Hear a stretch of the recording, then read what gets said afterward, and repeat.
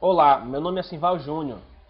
Sou estudante da Faculdade de Tecnologia de Fortaleza, FATEN, no curso Redes de Computadores. Esse vídeo é um trabalho da cadeira Internetworking, e nessa primeira parte irei abordar o assunto VLAN com o básico da parte teórica e depois iremos configurar passo a passo uma rede fictícia para demonstrar como tudo funciona na prática. Uma VLAN é um domínio de broadcast criado por switches. Vamos entender o que isto significa. Neste exemplo, podemos perceber que entre o segmento 1 e o segmento 2 existe um dispositivo chamado bridge, que traduzindo significa ponte. Neste exemplo, se retirássemos a bridge, todos os computadores passariam a pertencer a um mesmo domínio de colisão. A bridge serve para conectar duas redes distintas, permitindo comunicação entre elas. A bridge pode ser um dispositivo dedicado ou então um PC com duas placas de rede, configurado para executar esta função. À primeira vista, pode parecer que a bridge tem a mesma função de um hub comum, mas as aplicações são bem diferentes. Um hub permite conectar vários PCs, que passam a fazer parte de um único segmento de rede, onde todos os dados transmitidos por um PC são transmitidos a todos, o que diminui o desempenho da rede conforme aumenta o tráfego de dados e a quantidade de PCs. A bridge permite unir dois ou mais hubs, transformando-os em uma única rede, onde os PCs conectados a cada hub tornam-se um único segmento de rede distintos. Isso faz toda a diferença, pois a bridge é capaz de examinar os pacotes e transmitir os pacotes apenas ao destinatário correto. Isso previne a saturação da rede, mesmo que existam muitos computadores. As únicas limitações são que a bridge pode conectar apenas redes que utilizem a mesma arquitetura, no caso a Ethernet ou outra arquitetura, e que utilizem o mesmo protocolo de rede, hoje em dia o mais usado, o TCP/IP. Atualmente, no lugar da bridge, utilizamos switches, que incorporaram sua função e possui diversos novos recursos. Os switches etiquetam o pacote com o número de VLAN, impedindo a comunicação entre diferentes VLANs. Podemos ver nesse exemplo que esse quadro Ethernet foi alterado com a inclusão dos dados para identificação da VLAN. O protocolo mais usado normalmente é o 802.1q, que define o método de multiplexão de VLANs. O cabeçalho do protocolo 802.1q contém 4 bytes, sendo que 2 bytes para identificação do protocolo de etiquetamento e 2 bytes para controle da informação. Esse padrão cria um cenário interessante na rede, modificando o tamanho máximo que um quadro Ethernet pode conter, que é de 1518 bytes, passando para 1522 bytes, um número que viola o padrão 802.3. Com isso, os dispositivos antigos descartam frame ou reportam erros, devido ao seu novo tamanho. Para evitar esse problema, o comitê do 802.3 criou um subgrupo chamado 802.3ac para estender o tamanho máximo deste frame. Neste exemplo, vemos um switch de 8 portas.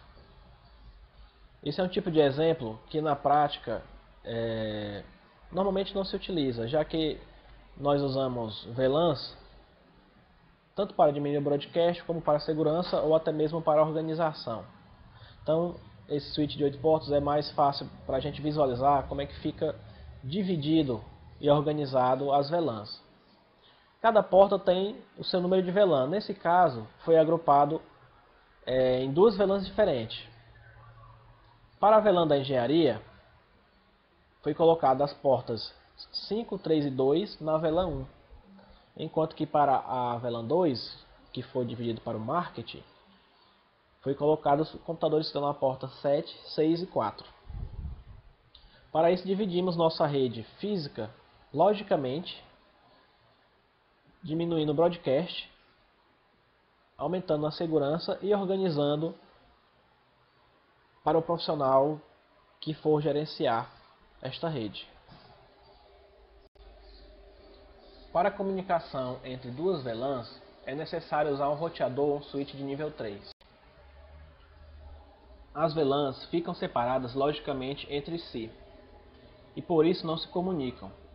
Essa comunicação só é possível com a ajuda de um roteador ou switch de nível 3, que irá receber essas redes virtuais, ele vai desmultiplexar essas redes, que antes foi multiplexada, e vai rotear os dados, permitindo a comunicação entre VLANs distintas. O tráfego de várias VLANs é multiplexado em um único link físico. Usualmente interconectam switches. Apenas computadores com placas especiais podem se conectar a essa porta. Trafegam quadro Ethernet modificado com o protocolo 802.1q, que é o responsável por identificar a VLAN. O trunk ou tronco é uma conexão física e lógica entre dois switches, através do qual transita o tráfego da rede. É um só canal de transmissão entre dois pontos. O tronco é uma rede ponto a ponto que suporta várias VLANs. O propósito do tronco é conservar a porta quando é criado um link entre dois dispositivos. A figura mostra 3 VLANs compartilhadas entre os switches das extremidades. Cada switch usa 3 links físicos para transportar tráfegos para uma só VLAN. O trunk agrega vários links virtuais em um só link físico. Isso permite que o tráfego de várias VLANs transite sobre um único cabo entre os switches. A porta de trunk permite compartilhamento de cargas, escalabilidade, diminuição no custo e gerenciamento eficaz da transferência de quadros entre diferentes VLANs. A analogia para a porta de trunk seria uma BR, onde as estradas com diferentes origens e destinos compartilham uma única rodovia principal de alta velocidade por alguns quilômetros e depois dividem-se novamente para chegar aos seus respectivos destinos. Esse método é mais econômico do que a construção de uma estrada separada do começo ao fim para cada destino novo ou conhecido. Para começar a prática, iremos usar esta rede como exemplo para demonstrar como configurar VLANs. Olhando para o diagrama na esquerda, nós temos um computador e ele está na VLAN 10. Eu irei configurar esse PC especificamente na VLAN 10 porque, por padrão, todos os computadores e todos os dispositivos conectados ao switch estão na VLAN 1. VLAN 1 é a VLAN padrão. Mesmo que você não configure todos os dispositivos, eles estarão configurados na VLAN 1. Você pode configurar qualquer número de VLAN que quiser, desde que respeite o intervalo de 1 a 1005. Então configuraremos o PC com o IP 192.68.2.1 para ficar na VLAN 10, enquanto o PC com o IP 192.68.3.1 para ficar na VLAN 20 respectivamente. Os PCs estão conectados ao switch e o switch está conectado ao roteador. Essa ligação usa somente um cabo e uma interface para conectar estes dois dispositivos. Essas duas setas é para demonstrar que irão ter subinterfaces no roteador. Essas subinterfaces são as interfaces virtuais que conectam as duas VLANs. Essas subinterfaces têm que conter o mesmo subgrupo de rede de cada VLAN para permitir o roteamento e comunicação entre as VLANs. Como podemos ver, nós temos a interface Fast Ethernet 0.1, que será a subinterface da VLAN 10. Como você pode ver, nós utilizaremos o IP 192.68.2.254, enquanto que a subinterface Fast Ethernet 0.2 será a subinterface de comunicação com a VLAN 20, pois usamos o mesmo subgrupo 192.68.3.254.